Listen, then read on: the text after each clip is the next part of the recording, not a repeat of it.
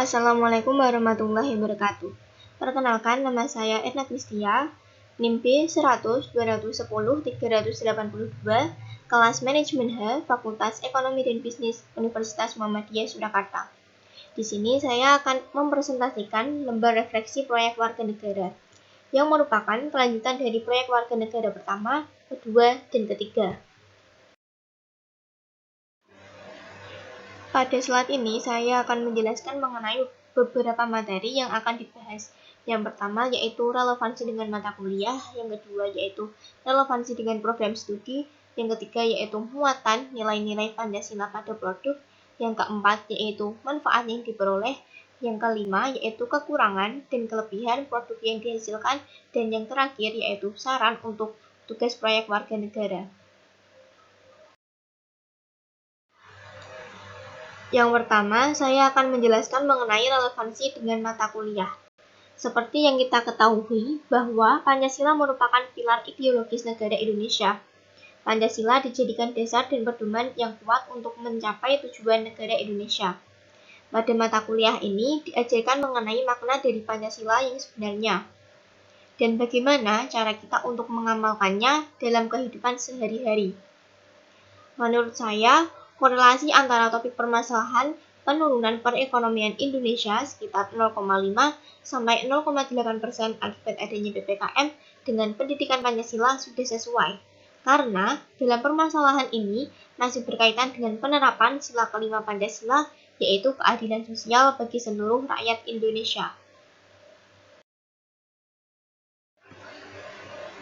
Untuk materi yang selanjutnya yaitu relevansi dengan program studi. Relevansi antara topik permasalahan yang saya ambil dengan bidang studi saya saat ini, yaitu manajemen, adalah perlunya adanya kerjasama antara pemerintah dengan pelaku usaha UMKM untuk meningkatkan perekonomian Indonesia di masa pandemi ini. Dan di sini, sebagai mahasiswa ekonomi, saya harus bisa membantu mengelola dan meningkatkan perekonomian Indonesia ke depannya.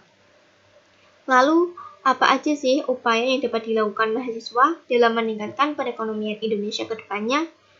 Yang pertama yaitu memberikan pengetahuan pemasaran yang baik. Pada zaman digital ini, bisa memberi pengetahuan mengenai marketplace dan promosi melalui media sosial, termasuk mengenai pembayaran digital. Yang kedua yaitu mengadakan webinar pengembangan kreativitas di era pandemi. Harapannya agar pelaku usaha dapat menjadi lebih termotivasi dan terbuka dengan ide-ide kreatif. Yang ketiga yaitu mengadakan forum yang mempertemukan pelaku usaha UMKM dan investor. Dan yang terakhir, mencintai produk dalam negeri. Mahasiswa juga bisa membantu dengan tetap membeli produk-produk dalam negeri agar pelaku UMKM bisa terus survive dan berkembang. Untuk materi yang selanjutnya yaitu muatan nilai-nilai Pancasila pada produk. Hubungan antara permasalahan penurunan pertumbuhan ekonomi Indonesia akibat PPKM level 4 dengan nilai-nilai yang terkandung dalam Pancasila adalah sesuai dengan kandungan sila kelima Pancasila yang berbunyi keadilan sosial bagi seluruh rakyat Indonesia, di mana pemerintah memiliki peran yang krusial dalam penanganan permasalahan ini.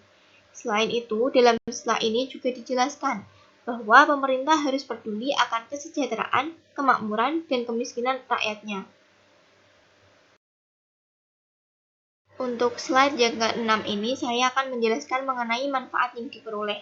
Dengan adanya video ini, diharapkan dapat menambah pengetahuan dan informasi audien mengenai kondisi perekonomian Indonesia di masa pandemi ini, dan bagaimana upaya yang harus dilakukan untuk meningkatkan perekonomian Indonesia. Selain itu, diharapkan dengan adanya upaya ini dapat sekaligus menjadi bentuk penerapan sila kelima Pancasila.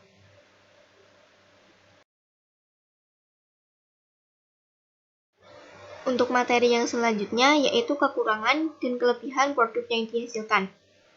Kekurangan dari produk yang dihasilkan yaitu penyusunan kalimat yang masih kurang menarik dalam penyampaiannya, dan editing video yang masih sederhana. Sedangkan kelebihan dari produk yang dihasilkan yaitu video sudah sesuai dengan topik permasalahan yang diangkat. Di samping itu, tujuan dalam video ini juga telah disampaikan kepada audien dengan bahasa yang mudah dipahami dan jelas.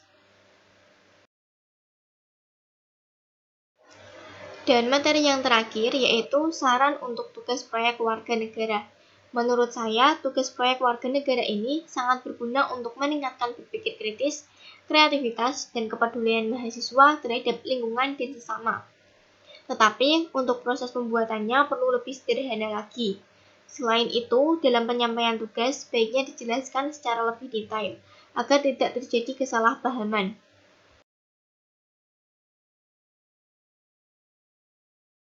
Demikian presentasi yang dapat saya sampaikan.